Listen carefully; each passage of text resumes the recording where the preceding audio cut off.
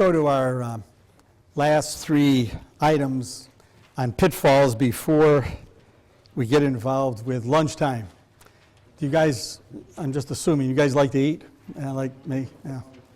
Yeah, a lot of that's one of our pitfalls. I don't have that here, though. Let me give you a number, the next segment here, session 6. Another personal pitfall is that of temptations. And certainly, as you know, temptations abound in our day. Obviously, when I'm talking to men, knowing what men think, when you hear the word temptations, you're not thinking about vacuuming the floor. You're thinking about sexual temptation, which is pervasive in our culture. And so that's one of them. Then there's also, as an elder, the temptation of power and control over people. I'm the elder. You are the serf. And that's sometimes the emphasis we can give people. Popularity or self-promotion is another temptation. Materialism, money to impress people, and then you can say as a elder or church leader or just as a Christian, not just as though you're lower, but outside of the leadership area, a person can say, well, I have so much, and this is going to impress people, and that's certainly a pitfall itself. Now, we have to be careful when we're dealing with these temptations. And I wonder how many in this room have ongoing temptations that they've never shared with anyone, wife or anyone else. And I think that has to be answered, and if we had just a seminar on vulnerability, that would be something that we would all consider to be something essential. Now, you got to be careful when you share your temptations with people. You don't go up to someone, a visitor on church on Sunday, and go, oh, Bill, I just want you to know, thanks for coming today, and I want to share with you my temptations to steal. And I want to talk to you about that. You know, he's probably not going to open up much to you if you do that. So you have to be wise in vulnerability issues. But the question, once again, do you have anyone that you can share with concerning the temptations? This is a pitfall, man. Once again, I'm not going to share my struggle with smoking. I'm not going to share my struggles with pornography. Or I'm not going to share my struggles with lying or stealing. Those are temptations that I face, you know, and I'm not going to tell anybody about them. Listen, you're setting yourself up for a dangerous fall. Believe me. And you're setting yourselves up for addictions. And let me explain what I mean by that. And I hope you understand what I'm saying.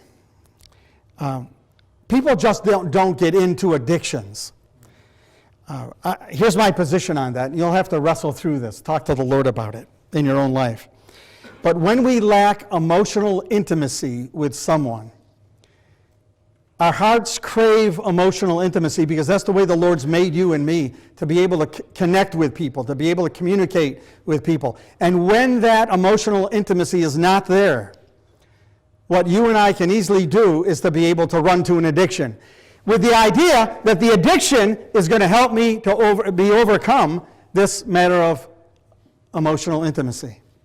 And it never does. So we go from addiction to addiction to addiction to addiction.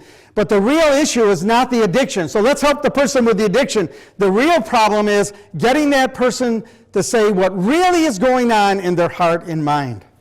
And believe me, after 40 years of counseling, I heard just about it all. Maybe you have too.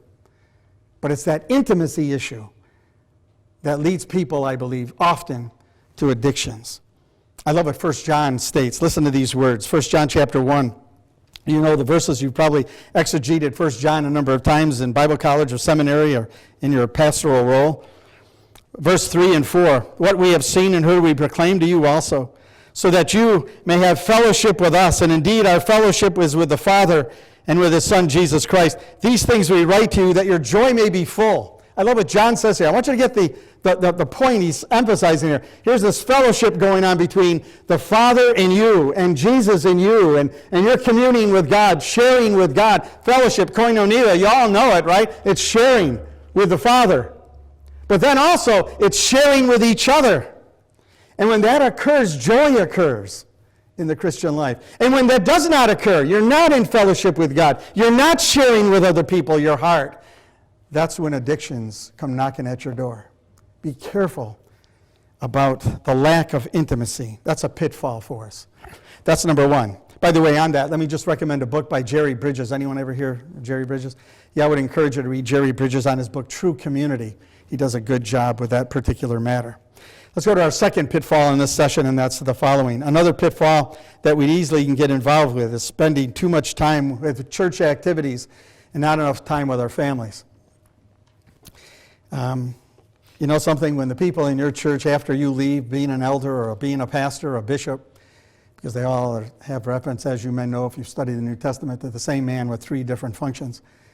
But if you think that those people are going to remember you 20 years from now, you got a high estimate of yourself. It goes something like this. Oh yeah, that guy John, what was his last name? The short guy with no hair. I forgot, it doesn't matter anymore.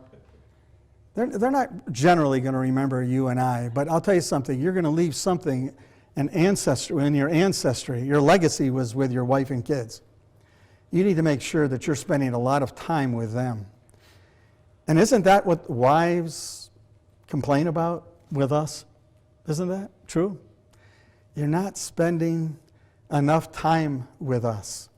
You're so wrapped up in the work of ministry. And you see, if you're an elder, you love it. You love to organize and plan, don't you? Don't you love to do that?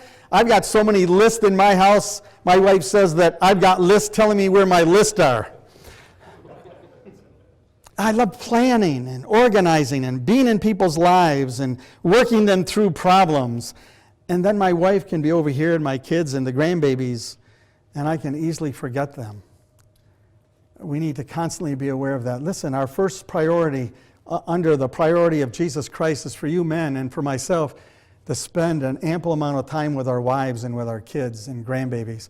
Perhaps you need to do what I've done in the past because of necessity. I've had to actually chart myself how many hours I'm spending in the work of church versus how many hours I'm spending with my wife or with the kids. It can be downright humbling, but it's something that we need to do. So the second pitfall, not spending enough time. Now, let me just say this along this line here, and that's the matter of diversion, because I think we all need diversion. Obviously, we can get too much in diversions, but I think you need diversions. That's why I like bow hunting and shooting deer. But you need some kind of diversion. This is somewhat of an offshoot of two here, but you need diversion. Some of us like chopping wood, and people in Canada probably like chopping wood and stacking wood. I love stacking wood. Any of you men here in America, you like stacking wood? I love stacking wood. There's something about it. It's like putting a log on another log. Nobody's asking you questions, you know. Nobody's telling you about any kind of depression they're going through. You're just doing this, you know. For a few hours, you're doing this. Nobody's talking to you. It's a beautiful experience. If you've never had it, you should go out and get some wood and stack it for a few hours. You need to stack wood. You need some kind of diversion in your life. You need to be on an exercise program. This is a problem for elders or bishops or pastors. You need to be on exercise. Some of you men haven't exercised in years. Shame on you. God has made you a physical being. You can be tall or short, but He's made you a physical being, and He wants you to move your body. He wants you to exercise so that you'll be useful to Him in ministry.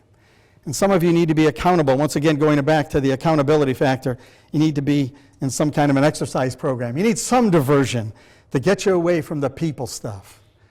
But right along with that, you need to make your family, under God, the number one issue. And then let's go to the third particular pitfall in this section. Another pitfall is that we're not listening to our wives. Okay, I'll see you later. I'm going to tell you my theological position on this. All of us men are afraid of listening to our wives. It's part of our fallenness. And do you know why we're afraid to listen to our wives? Because we're afraid they're going to control us. And universally, I've seen this, not that I've been throughout the universe, but I've seen this with 40 years of counseling men. We are afraid of having our wives tell us something because we don't want them controlling us. And that's part of our fallingness. We're afraid of our wives. I asked the kids in school, how many of you girls would love to have a man who tells you that they're depressed or they're fearful or they're angry and they want you to help alongside them how to deal with this? And all the girls are all excited. Yeah, that's the kind of guy we want. And all the guys are saying, can't we leave the subject and go on to something else? I don't want to deal with this.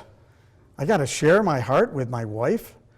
I've got to tell her where I'm hurting, and then I'm going to have to listen to her. I understand the frustration, man. I understand the temptation of saying, no, I'm not going to listen because you're trying to control me. And my wife's Native American. She comes from a very quiet, peaceful Native American home. First time I went to visit in North Carolina, it was interesting. In our home, it's noisy, to say the least. 6 kids. And I went down there. There was always noise in our home. Went down there, and I sat at the table, and I was absolutely frightened because it was so quiet. And I thought Betty's mother and father were having something against me, which they should have, but having something against me because it was so quiet. And when they said pass the bread, they actually passed it to each other in a nice, calm way. I took my wife up to my hometown in Fulton here in New York, and my brother, who's a pastor now, he sat at the other end of the table, and when I said, Nick, and he played football, Nick, pass me the bread, and he'd take the loaf, and he threw it at me. And everybody at the table's laughing, and then they're crying, and then they're hugging each other, and then after that, and my poor wife sitting there, she never experienced anything like this before. Everything in the wigwam was quite easy going, you know? But I had to learn, I'm still learning, men, and it's not easy for me by temperament or by culture to listen. I would rather talk than listen. And the Lord's had to teach me to listen. And that's not easy.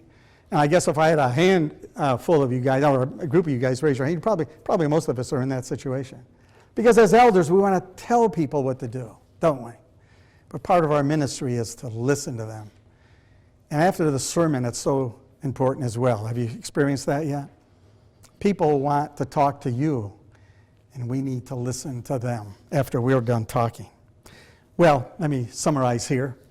On these 3, another pitfall is temptations. We're all aware of that. Another pitfall is spending too much time with church activities. And the last one, not listening to our wives. Listen, your wife, God gave you your wife and my wife so that we would have some wisdom. And if you're married to a wife like I am who has wisdom, you need to cherish that. Yeah, you guys and myself, we need to cherish that. Would you guys, any amens from the elders here? Amen. That's right. We need to do it. We do a bad job, but we need to cherish that.